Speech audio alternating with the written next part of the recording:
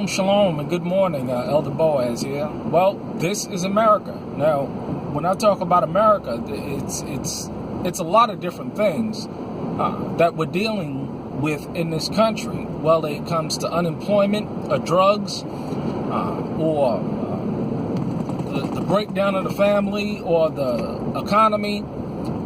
It's a mess out there. But you know what I wanted to focus on and talk about in this video was the opioid crisis. Now, we know when we went in Afghanistan, the Taliban all but eradicated the opiate, the heroin industry out there. And what does our good old United States government do? Protect and serve. They send many of you out there in troops to go and secure those fields after 9/11, and we have a opioid crisis. Now, it's interesting how it affects the backcountry out here, and how I see so many people that are hooked on these pills, these heroin pills, that are made by the Sinclair company, or there's some company out in, or some family out in Connecticut, that are making billions and billions of dollars off of these prescription drugs. And it's interesting to see these people in function and how they cannot function without these pills. And what's going to happen in a grid down situation where these people are having all types of pain problems and they can't get the drugs necessary to alleviate their pain?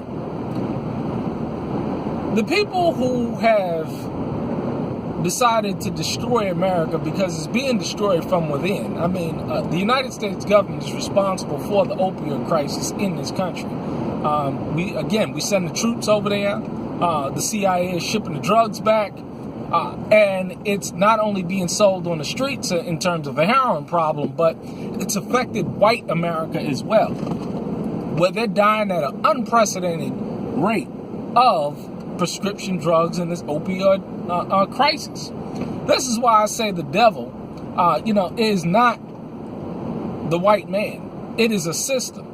And how you know it is because they're even destroying their own people. They're even destroying their own people, just like blacks in the past have destroyed their own people. You know, I looked at the protest that's been taking place out there in Chicago as a result of a police officers shooting a man that had a gun, and they shot him dead. But at the same time, that weekend, I believe about 28 black people were murdered by other black people. And no outrage, no protests, nothing like that. And this is why I say, out here in Kentucky and Tennessee and other parts of the Midwest, you can open carry a gun, but in Chicago, that's off limits. So you automatically know what was going on. If the man wanted to carry a gun, he should have moved to a state in which he can open carry or concealed carry, and then he wouldn't have that issue. So, again, I mean, our society is not being destroyed by a particular culture. It's being destroyed by a lack of morality, a lack of self-respect and dignity, and it's happening across the board, whether it's black on black crime, or these corporations owned by white people that they knowingly are killing other white people. Because this is what it's affecting, especially out here in the country. These people are addicted to these drugs. They can't survive without them. And they're dying at an unprecedented rate. So if it really was about skin color, wouldn't they be loving their own people? Wouldn't they be saving their own people? Would not black people not be killing other black people? Would not white corporations not be killing their own people? at unprecedented rates. Now, this is a lack of spiritual, that we're spiritually bankrupt as a country. We're morally bankrupt, and we're being destroyed because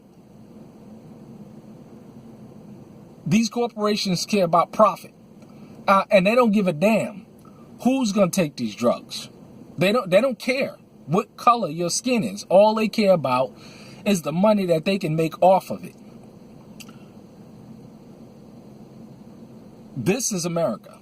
This is the problem. And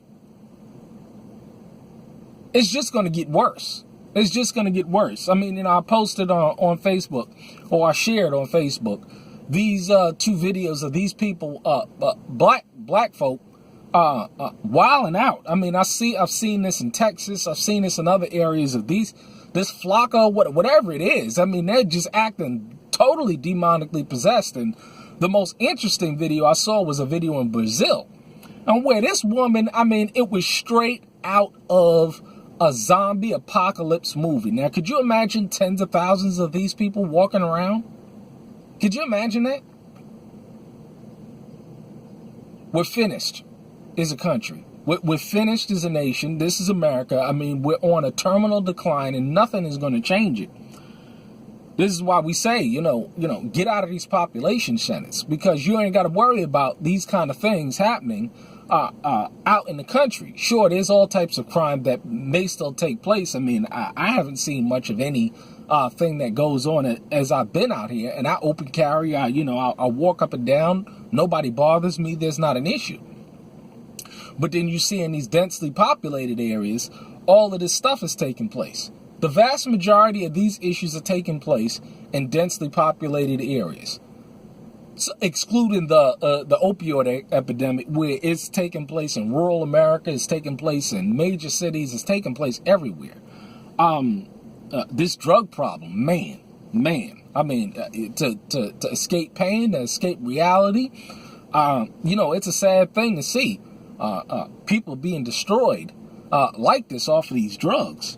But hey, what can you do? But warn your family, warn your friends, and get out of these cities. Get out of these places where it's so densely populated and where all of these things are taking place. People say, set apart. Set apart is not only a mental state, but it's a physical state. He says, come out of her, my people, and touch not the unclean thing, and come out from amongst them. And, it's amazing how, people, they put on this thing, this set apart thing, but they smack dab dead in the city where all of this calamity is taking place.